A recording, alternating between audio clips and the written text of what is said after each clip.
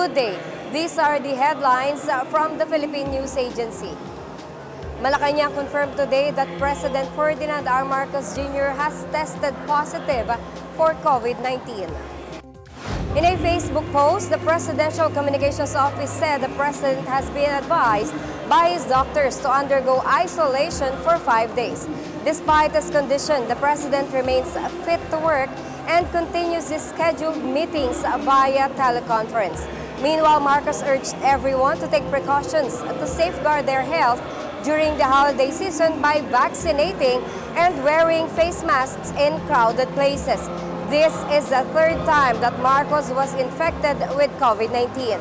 He first tested positive in March 2020 after a supposed trip to Spain and again in July 2022.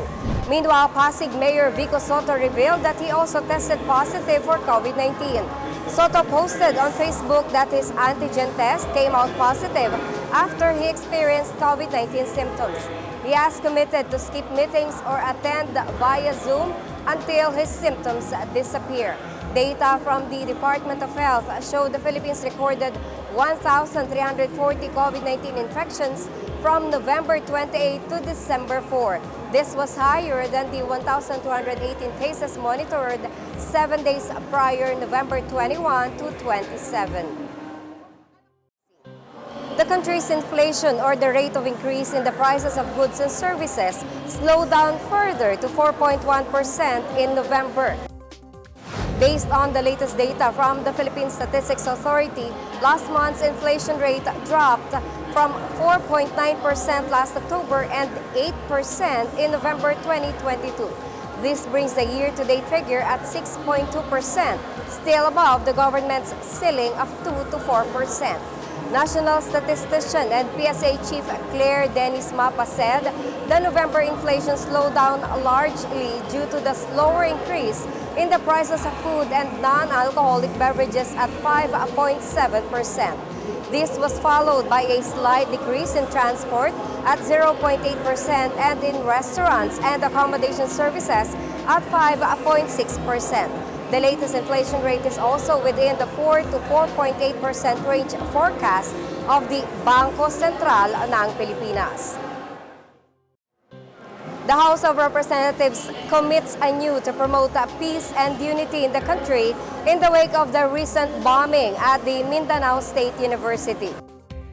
During its Christmas tree lighting ceremony at the Batasan Complex in Quezon City, House Speaker Martin Romualdez said the tragedy reminds the chamber of its task to unite and provide security and comfort to Filipinos. Romualdez reiterated his support for President Ferdinand R. Marcos Jr.'s decision to resume peace negotiations. He said the President's initiative reflects the government's dedication to resolve conflicts through dialogue and understanding. He urged everyone to support the peace process. Meanwhile, Surigao del Sur 1st District Representative Ziaur Raman Alonto Adyong has urged the House to review the charter of the MSU, its security plans and policies, and laws affecting peace and order in the area. Adyong said the MSU as a premier state university is recognized as the melting pot of diversity and culture in Mindanao and should not become a launching pad for destabilization. The Philippines signed an agreement with the World Economic Forum on the blue carbon ecosystem and addressing plastic pollution on the sidelines of the 28th Conference of the Parties to the United Nations Framework Convention in Climate Change, or COP28 in Dubai, United Arab Emirates. Department of Environment and Natural Resources Secretary Maria Antonio Yulo Loizaga signed the agreement on behalf of the Philippine government with World Economic Forum Center for Nature and Climate Managing Director Neo Gim Huay. Gim Huay said the two agreements unite both the Philippine government and the WEF in preserving the blue carbon ecosystem and addressing plastic pollution. Highlighting the significance of the Philippines' archipelagic nature, Loizaga expressed hope that these initiatives will ignite widespread community involvement, drive policy changes, and engage corporations in protecting our ecosystem. Gim Huay also noted the Philippine government's implementation of progressive policies to combat plastic pollution, including the extended producer responsibility, where producers are accountable for managing products from consumption. Meanwhile, WEF Head of Ocean Action Agenda and Friends of Ocean Action Alfredo Hiron Nava underscored the support of President Ferdinand R. Marcos Jr., recognizing the Philippines as a global example in achieving environmental goals.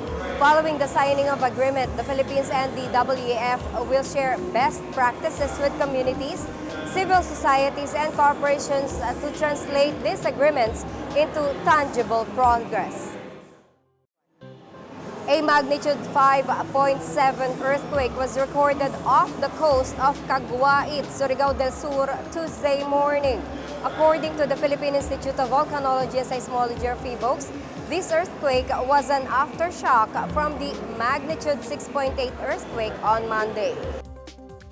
In its report, PBBM said the earthquake that occurred at 8:34 this morning was tectonic in origin and had a depth of 10 kilometers. Intensity 4 was felt in Bayabas, Surigao del Sur, Intensity 2 in Tandag City, Surigao del Sur, and Intensity 1 in Bislig City and Cabadbaran City. PBBM said no significant damage is expected. However, it added that aftershocks might occur. On Monday, a magnitude 6.8 earthquake struck off the coast of Caguait. As of 7 a.m. Tuesday, a total of 519 aftershocks have been monitored, with some reaching strengths of up to magnitude 5.7.